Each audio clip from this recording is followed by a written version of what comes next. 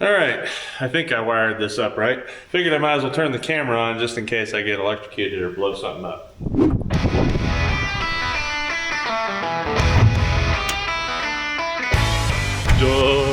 It's been a minute, but we made it back into the shop and we are gonna get back on the world's smallest off-road wrecker. If you guys have been following along on this build, then you know we started doing the steering, then had to go do a recovery, then flew to Alaska, then came back, had one night at home, went out to Robbie's race, which I'll talk about a little bit later.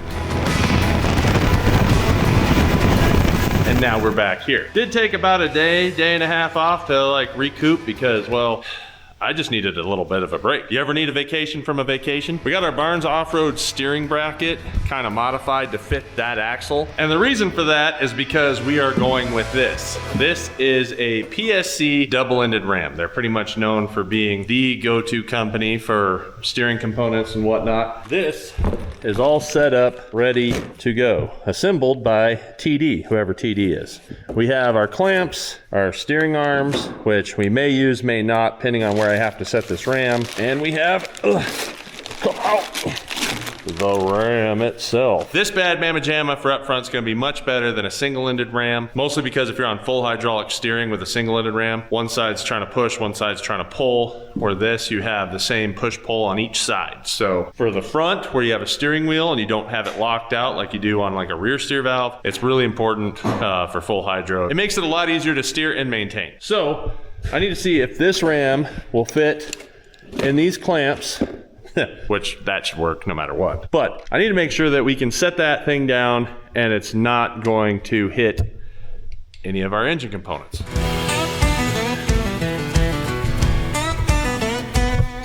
Don't lose the bolt, Colt. This thing should be able to sit right here. That won't be bad at all. So I got this just set in here, centered up, and now I just want to make sure that it's not going to hit anything at full bump. Don't know if it's going to work or not, so the only way to find out is to find out. That is close, but I think we're okay.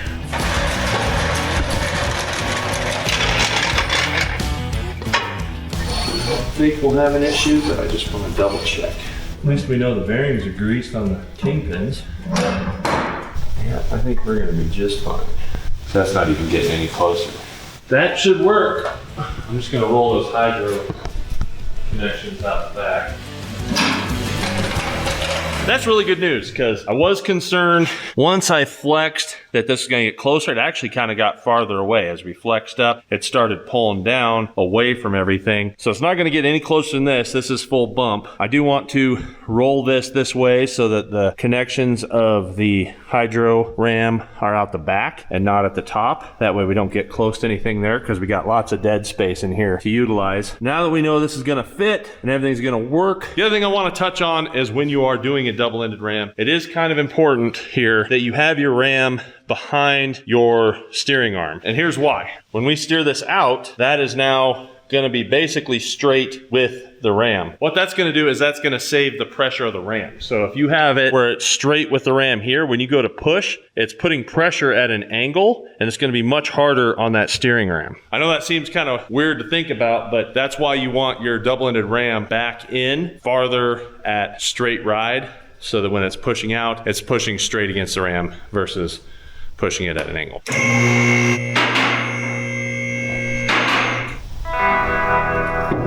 So if you guys watched the last video where I was working on this, I just tacked this bracket together. You can get these things from Barnes 4-wheel drive. This is set up for a double-ended ram. Now I want to go ahead and weld it in all the way. That way nothing moves. It's easier to get to here than it is under that axle.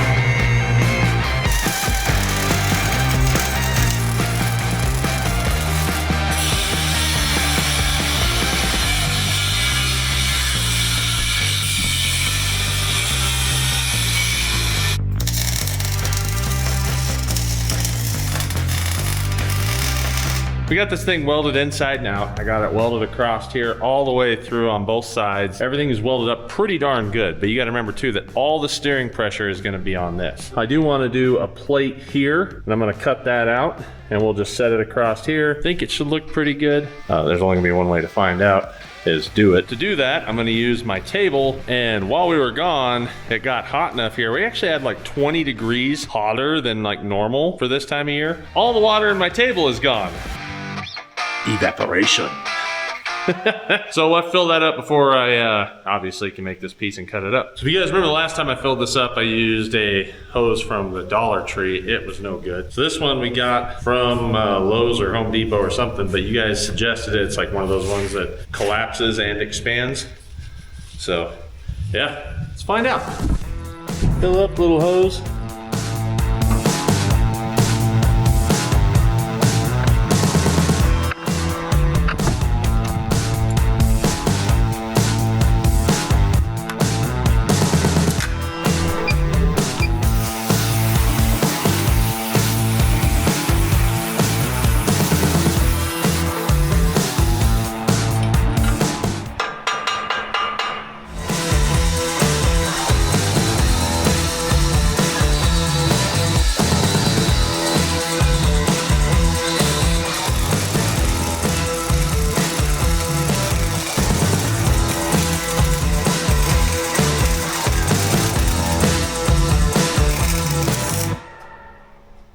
This thing is solid beef now, and it's up out of the way. We are definitely not gonna be smashing that into rocks way up here. While this cools down though, I don't wanna put the ram on right yet because this thing is hot, hot, hot. So I'm gonna let this cool down, and I wanna tell you guys about Robbie's race. But like I said, we went out to Alaska, four-wheeled, landed from Alaska, drove straight up to Robbie's race, and actually did pretty good. I had 0 track time. In fact, I didn't even get a chance to see my car until the day of the event, because that's when we showed up. So I chose number 45, obviously, because my name is Colt, and well, Colt 45, come on now. That'll make it go faster. That's what I've been told. And one of the coolest things we got to do is we got to ride in Heavy D's Blackhawk. I think that'll be something that I remember for a long time going forward. There's nothing like going 200 miles an hour, 5 feet off the ground, and then bank up into the air. We were weightless there for a few minutes. And then shooting around hardcore banks. It was rad.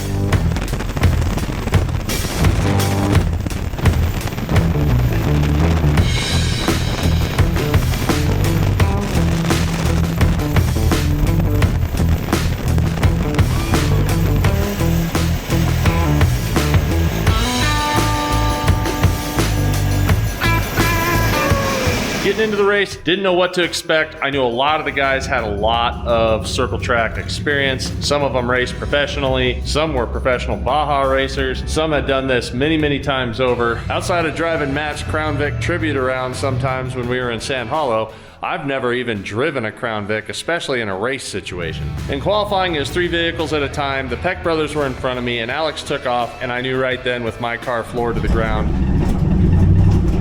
that it was not going to be one of the fast ones in the fleet. Then Hillbilly's cousin decided to spin me out,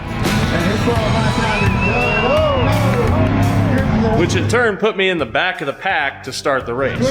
Find him out! So I had 2 game plans. If I was going to do good in qualifying, I was going to just go for it, try to get out in front and stay in front. But because I was in the back, I was just going to let the chaos ensue because I knew the drivers that were driving.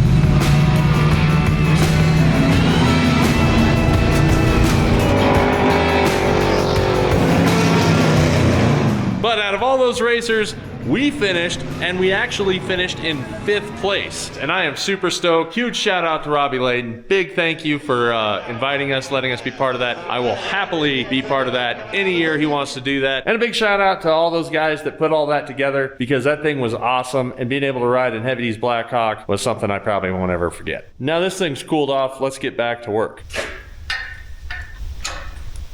Howdy.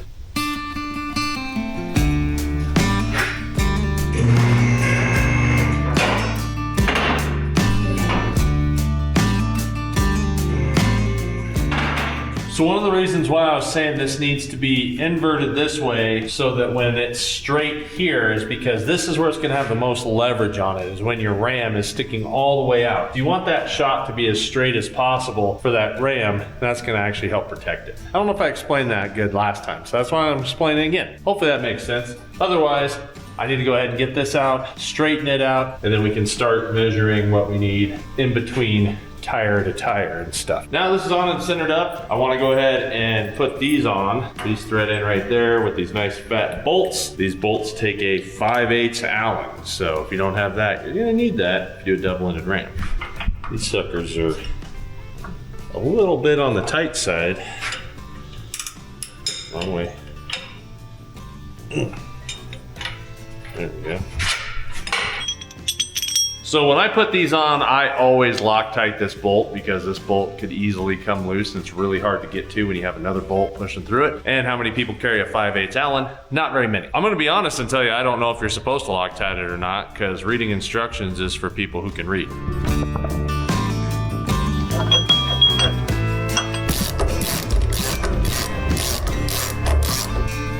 Ooh, got it.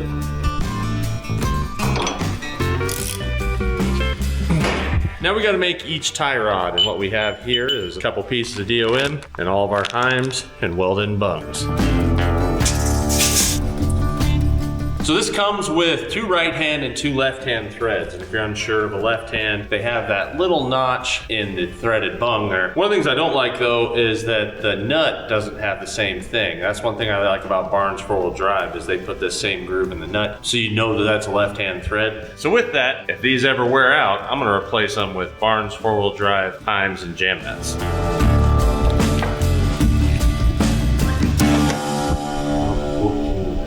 I need it to be 12 inches. So I'm gonna take 2.5 inches out of the tubing. So how I got my numbers is I had to get my tires straight. I straight lined them to the rear end on both sides, made sure they were centered. I wanted a toe in of about 1/8 to 1/4 inch. 1/4 inch is on the heavy side with big tires. So realistically, you about want like an 1/8 inch toed in, meaning the distance between the tire on the front here is an 1/8 inch closer than the distance on the back side of the tire. Pretty simple way to do it. Then I was able to measure the difference between the ram to the steering knuckle and my steering arm there, and that's pretty much it. Not too hard, just takes an extra couple minutes and an extra couple times measuring. Thank you. You're welcome.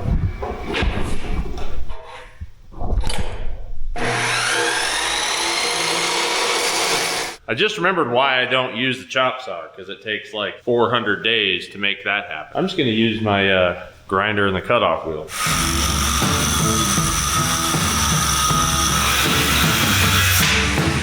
Well, that took like 10 seconds and that took 4 minutes, so.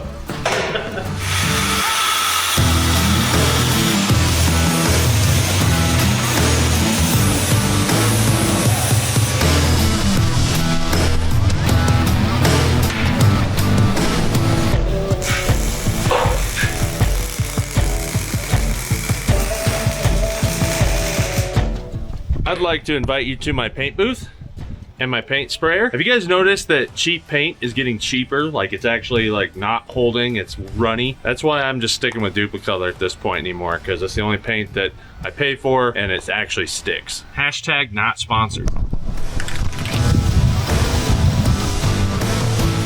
Paint booth done. One thing I do want to mention is when you're welding this up, be very careful not to get any slag inside your thread. Now you can take your oxyacetylene torch and just spray acetylene in there, and that black smoke will keep it from catching any burrs or anything. But I wasn't too worried about it because I have a right hand and a left hand tap. Just in case, if I ever mess it up, I can always just chase that thread. Now let's go over here, I wanna show you something. I talk about this a lot when I'm doing links or anything else that has to do with heim joints, and I get some flack for it, but those are usually probably people that actually don't build it themselves or work on it. I like to use anti-seize on both ends of my threads, and I also take WD-40 and I spray it inside the tube. And once it's sealed up, it doesn't go anywhere. I've actually checked it years later, and I still have WD-40 inside of the tubing.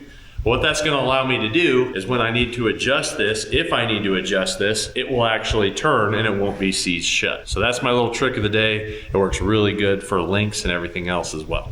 Now when it comes to steering, I like to set my bolts down because if for some reason you do lose the nut, the bolt is at least holding it in this way, because you really don't want your steering to fail. Now if it's underneath the rig or something like that and it's a cross member, yeah, I'll do this up because I want the least amount of things hanging down. But for steering specifically, I like to run my bolts that way.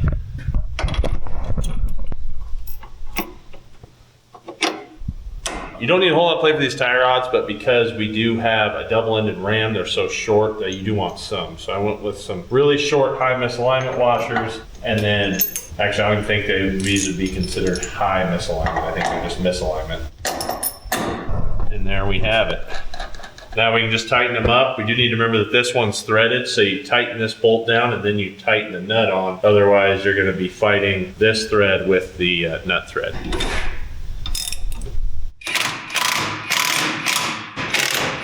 All right, so I did a little bit of measuring, made sure I was about an 1/8 inch towed in the front, tightened everything down, and there you have it, folks. We have steering. Like I said, it's coming out this way, but when it's straight, it'll be straight when you're at the full extent of the ram. So that is your focus when you're doing a double-ended ram. That's the way it's actually got, like, it's aimed as straight as possible at its weakest point.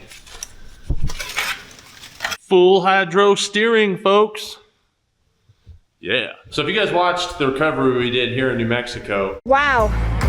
Yeah, that's narrow. Give you an idea how far down that is. There's the customer. It's not holding. Then you saw where I started on this and I couldn't get it the way I wanted it because my steering arm wasn't exactly how I wanted for the single-ended ram. I did choose to go to a 6-inch ram because I don't want them to have full 8 inches of steering on this thing. Mostly because I don't want them to accidentally steer underneath themselves. That is a very possible thing with rear steer. So if you have as much or more steering in the back, you can actually steer underneath your own rig and it'll flip you. I don't want that to happen. So I went with just shortening it up. We're on 6 inches. It'll also protect the axles. While these axles are more than capable of much higher degree steering, these RCVs. With this ram and this thing at full turn, they can give it full power and they're not going to hurt these axles in any way, shape, or form. But to move this over, I got to get that piece of aluminum machine to hold that clamp. So we're going to go to our buddy Rob's. He's going to do it for us. And then we'll be back with the piece to actually set this up. Yeah. So what are we going to do until then, Shanna? I don't know.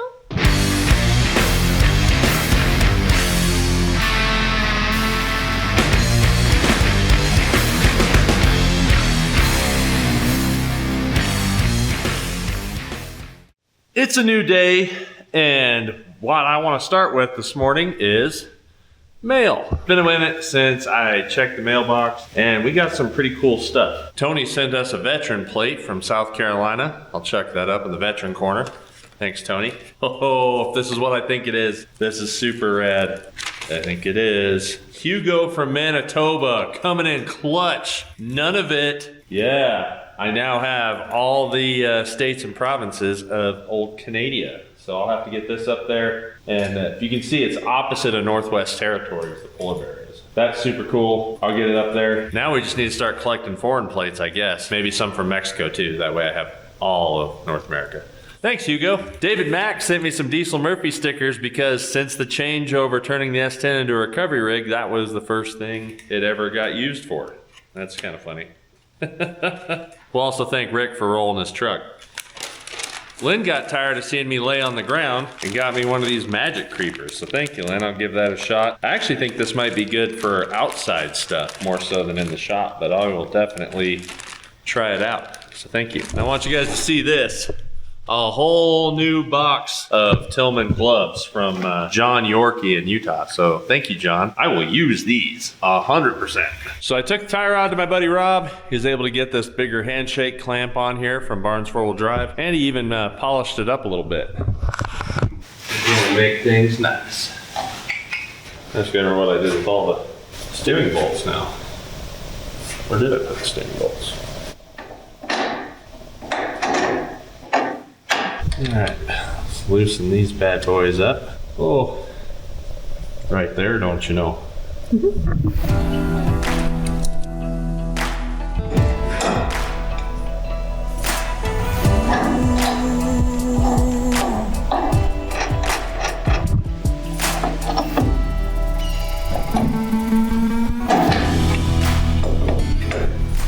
I measured up my toe, made sure everything's towed in. It's basically the same deal, like 1/8 inch towed in the front, which would almost be an 1/8 inch towed out on this side, I guess, if that's how you want to look at it, because the axle's facing that way but driving that way. Anyway, I do want to set this ram up where it's vertical, and I want to keep it as close to this as possible. That way when it steers, it gets straighter. As it pulls in or pushes out, it's going to bring it close to the axle this way. So I want to keep it as tight to the steering arm on this side as I can. I think I got everything figured out. I drew up some measurements. We'll cut them up and find out.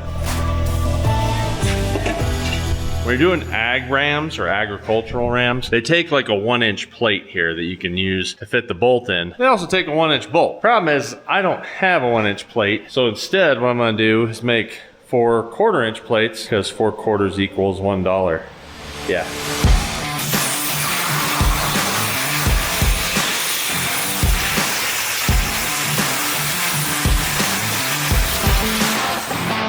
Try to take my hat and I turn it around.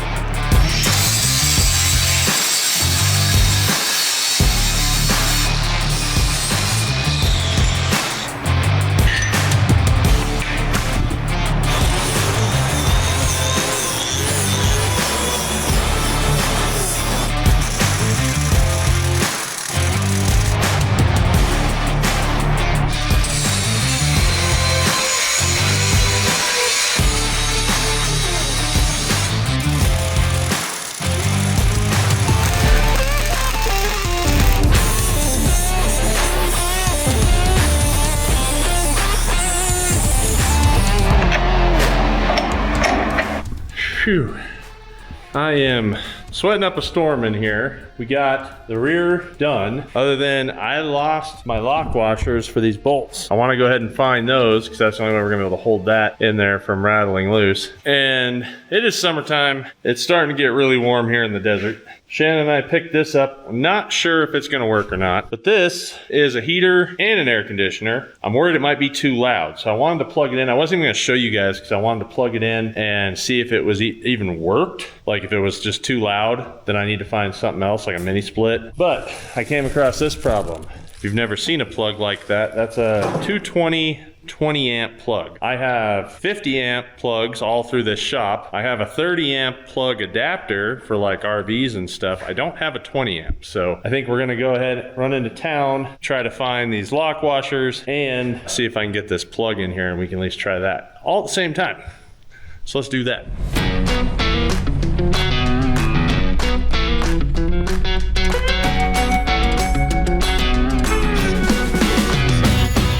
Ram charger, baby. If you guys didn't see our video on the Ram charger, you really should go back and watch it. It's pretty fun. There's a 50 amp.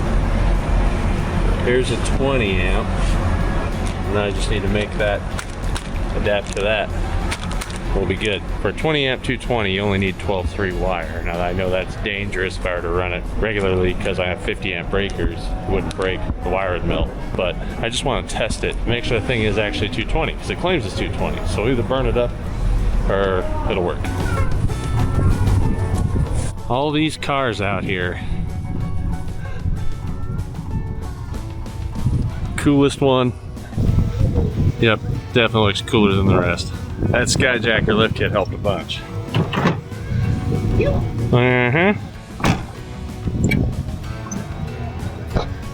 She never unlocks the door for me.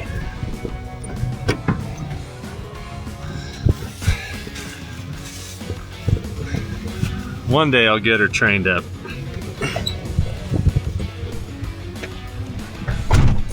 That doesn't look sketchy at all.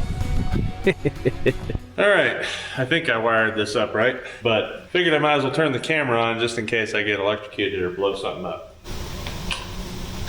Okay, that worked. That's plus. Wait a minute. That's totally backwards. Okay. Well, that doesn't work. It's like the opposite one. Back to the drawing board. They didn't have a plug-in, but I found a receptacle, so we decided to make sketchy extra sketchy. I went ahead and taped that up. I'm gonna plug this in first, so I don't decide to back myself. I hear power. Oh, it's already going. That was quick. Yeah. That's high. I don't know, how loud is that for you guys? I'm trying to find something that's not too loud. Now I can put the lock washers in and button this thing up.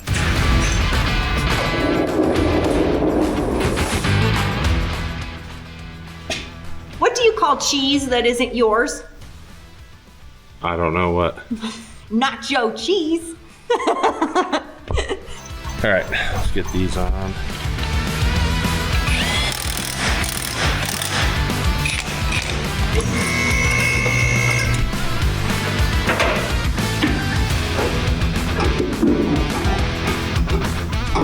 Look at that room. Nice and tight. Snugged up in there good. Same with that one. Nice and snugged up. Now before anybody says anything, remember that's full bump. That's as low as it can get. So that's it for today, but I hope we showed you the proper way to do an install on a double-ended ram, plus the proper install for a single-ended ram. So, raced Robbie's race, hope to do that again, and we need to get that thing in at some point.